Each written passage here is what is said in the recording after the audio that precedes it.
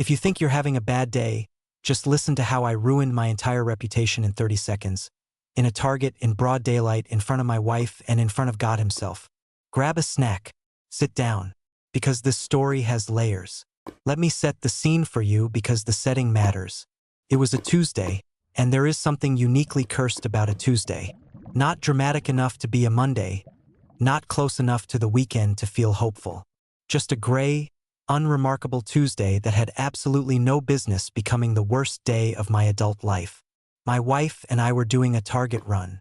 And if you've ever done a Target run with your spouse, you know it always starts as we just need like 3 things, and ends with $200 of stuff you didn't know you needed and a scented candle that smells like autumn cabin, whatever that means. Now, here's what you need to understand about my wife's jacket. This is critical context. She owns this North Face puffer coat in a shade of neon orange so aggressively bright, so cosmically offensive to the human eye, that I'm convinced it has its own gravitational pull. This isn't just orange. This is the kind of orange that says, I want to be visible from space. The kind of orange that emergency services use so nobody accidentally drives into them. The kind of orange that, if you stare at it long enough, you'll see it when you close your eyes. I used to tease her about that jacket constantly. You could direct air traffic in that thing, I'd say. You're basically a human traffic cone. She loved it, wore it proudly, and honestly, in a crowd, it was genuinely useful. I could always find her. That jacket was like my personal GPS. Past tense. We split up in the store. She went to the candle aisle, her natural habitat, and I went to browse electronics, mine. I spent maybe 10, 15 minutes over there, pretending I wasn't going to buy anything while definitely considering buying everything.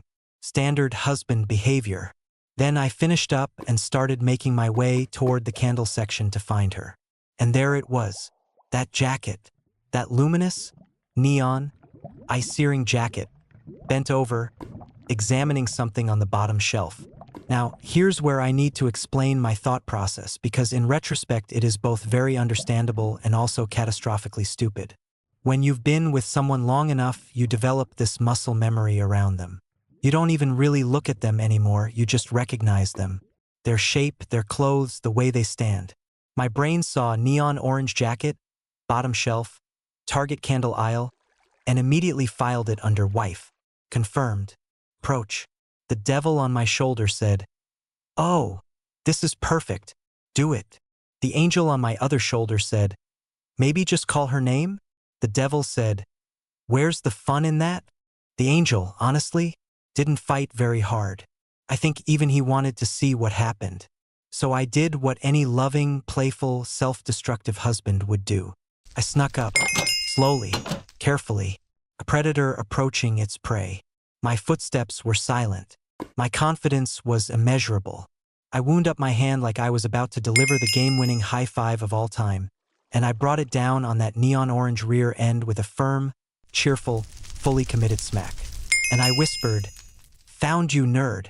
Trust me, it gets worse. The figure in the neon jacket straightened up. And here is where time slowed down. I want you to really feel this with me because it happened in what I can only describe as cinematic slow motion, the kind of slow motion they use in movies right before something explodes. First, I registered tall, very tall, then broad, very broad, then the hands gripping the shelf. Big hands. The hands of someone who has, at some point in their life, flipped a tractor tire for fun. Then the face turned. And reader, that face had a beard. Not a little scruff. Not a 5 o'clock shadow. A full, magnificent, lumberjack beard. The kind of beard that takes months of dedication and a deep spiritual commitment to grow. This was not my wife. This was a man. A large, bearded, muscular man who was wearing the exact same neon orange North Face jacket as my wife, and who was now looking down at me with the calm, measured expression of someone who has seen things, done things, and was not particularly rattled by a strange man smacking his backside in a Target candle aisle. My hand was still in the air. I want you to picture that. My hand, just hovering, like it hadn't gotten the memo yet. Like it was still committed to the bit even as the rest of my body was beginning to process what had just happened and quietly preparing to leave the planet. My face went through what I can only describe as the 5 stages of grief in about 1.5 seconds. Denial, that's not a beard, that's a scarf? Anger at myself immediately. Bargaining, maybe if I apologize very fast, time will rewind. Depression, oh no. And acceptance, which arrived in the form of a complete and total short circuit of every functioning brain cell I had.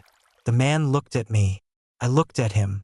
He looked at my hand, still floating in the air like a confused ghost. And then, in the most deadpan voice I have ever heard in my life, he said, "Nice jacket. Maybe check for the beard next time." That's it. That was his whole reaction. No anger, no raised voice, just pure, devastating surgical calm. Like he'd prepared for this. Like this was a Tuesday for him too. And he'd simply decided it wasn't worth getting worked up about.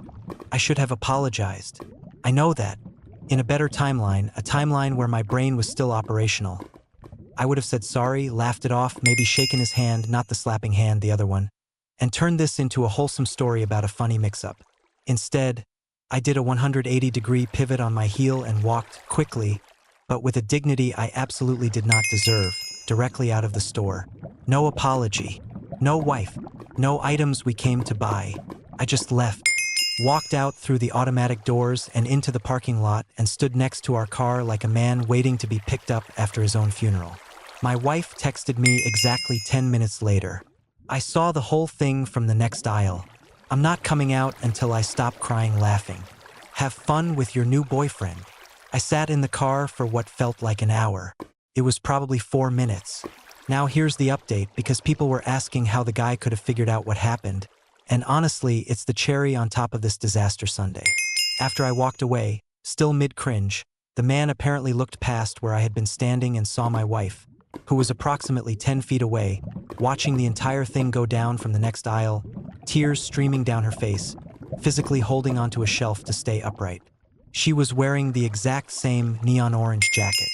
The man looked at his jacket, looked at her jacket, shook his head slowly, the way you shake your head at something you never could have predicted and yet somehow makes complete sense, and just pointed back and forth between them. 2 human traffic cones. 1 terrible, beautiful moment of cosmic coincidence. My wife said he actually laughed. Not a mean laugh, just the laugh of a man who picked the wrong color jacket on the wrong Tuesday and ended up accidentally starring in someone else's Reddit post. So what did I learn from this experience? 1. Always confirm identity before making physical contact with a person in a store. 2. Neon orange is apparently not as unique an aesthetic choice as we thought. 3. Some strangers are inexplicably cool about things they absolutely did not deserve to have happened to them, and those people are heroes. And 4, most importantly, my wife has never let me live this down. She has, in fact, sent me that text screenshot approximately 11 times since it happened. It is now her contact photo for me. She changed it that evening. I have officially reached a level of embarrassment most people don't survive. But somehow I'm still here, slightly haunted, forever changed, never shopping at Target again.